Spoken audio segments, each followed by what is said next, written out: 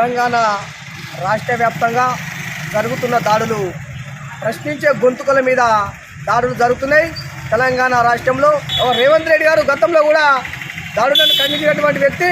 ఇప్పుడు ఈయన ప్రభుత్వంలో కూడా జర్నలిస్టుల మీద దాడులు జరుగుతున్నాయి.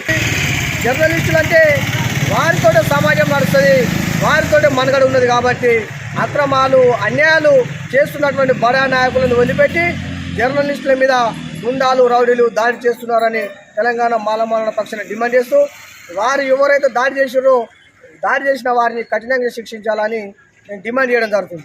జై భీమ్. అక్రమ కేసులు ఎవరైతే పెట్టిరో జర్నలిస్టుల మీద అవి వెంటనే బేషరతుగా ఎత్తివేయలే. ఒక రాష్ట్ర ముఖ్యమంత్రి కూడా ఎవరి జర్నలిస్టుల మీద కేసులు పెట్టిరో వారిని ఎత్తివేస్తూ వారి మీద శిక్ష విధించాలని నేను డిమాండ్ చేస్తున్నాను. జై భీమ్.